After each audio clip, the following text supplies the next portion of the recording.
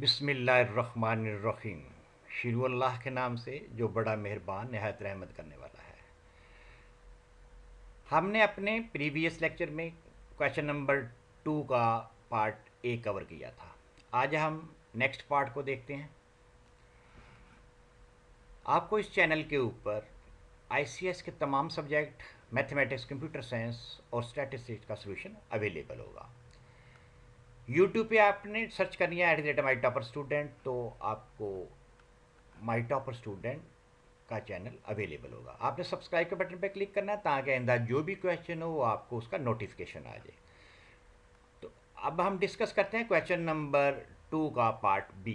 Question number 2 है हमारे पास, verify the property for the set A B and C given below. हमने ये 4 ऑपरेशन दिए हुए हैं सेट के, society of union, society of intersection, distribute of union over intersection and distribute of intersection over union.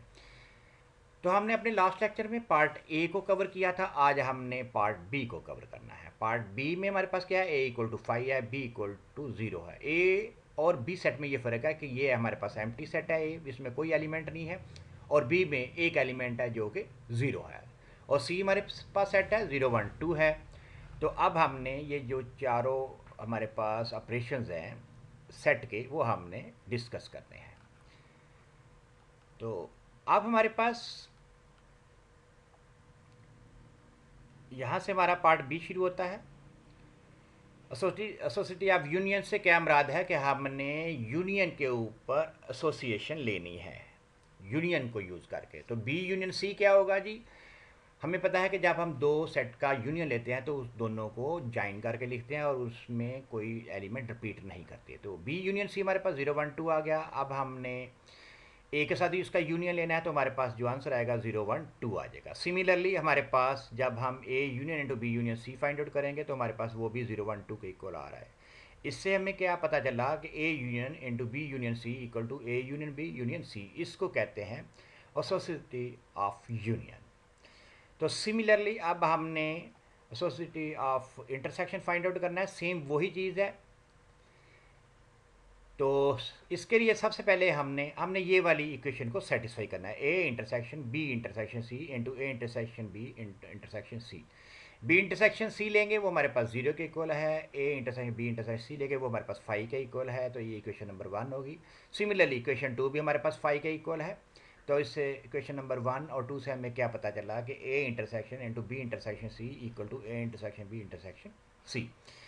तो next हम चलते हैं पार्ट थर्ड की तरफ। पार्ट थर्ड में हमने क्या फाइंड आउट करना है, distributive of union over intersection. अब हमने यूनियन को इंटरसेक्शन के ऊपर डिस्ट्रीब्यूट करना। डिस्ट्रीब्यूट से क्या मुराद ये है कि हमने पहले A union B find out करेंगे, फिर A union C find out करेंगे और उनके दरमियान इंटरसेक्शन आ जाएगा, जिस तरह आपको इक्वेशन नंबर 1 से नज़र आ रहा है। तो बी इंटरसेक्शन सी हमारे पास 0 के बराबर है।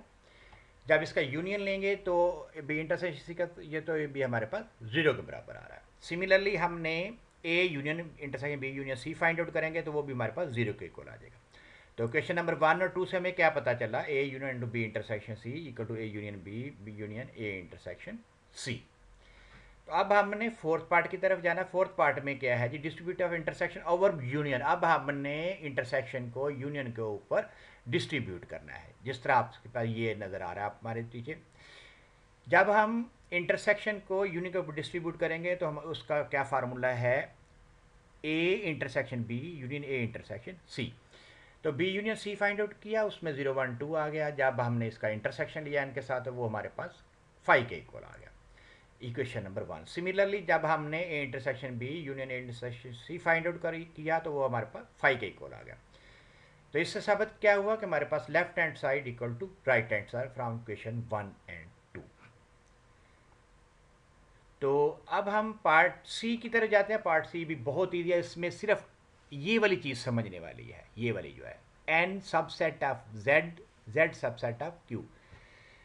हमें ये पता है कि जब हम इंटरसेक्शन लेते हैं तो हमारे पास जो रिजल्ट आता है वो दोनों सेटों में जो कॉमन होता है वो आता है। जब यूनियन लेते हैं तो दोनों को मिला के लिखते हैं, यानी कि सुपर सेट लिखते हैं, उसका जो सबसेट होता है। एसोसिएटी ऑफ यूनियन में क्या है, हमने ये वाली पूरी चीज़ को प्रूव करना है, N union Z union Q, जिस तरह हम अपने पार्ट बी में कर चुके हैं।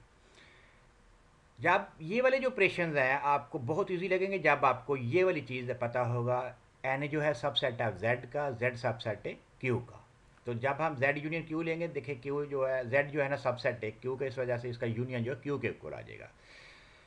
तो जब इसका अगेन, जब इसका यूनियन एन के साथ लेंगे, क्योंकि एन सबसेट है जेड का और क्यू का, इस वजह से ये भी क्यू के इक्वल आ जाएगा। तो दोनों ऑपरेशन को, साइड को हल करने के बाद हमें ये पता चला है N union Z union Q equal to N union Z union Q.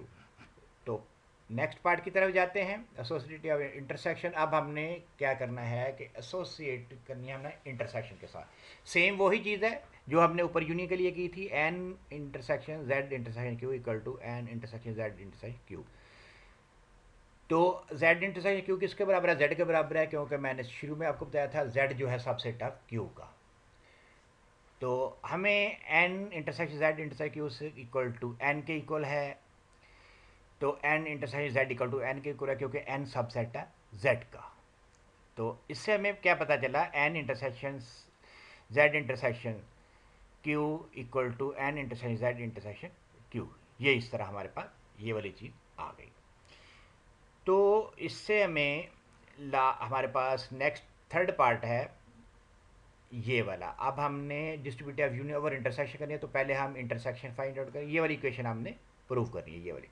तो पहले हम इंटरसेक्शन फाइंड आउट करते हैं। जेड इंटरसेक्शन क्यू जो है जेड के इक्वल है, क्योंकि जेड सबसेट ऑफ क्यू का।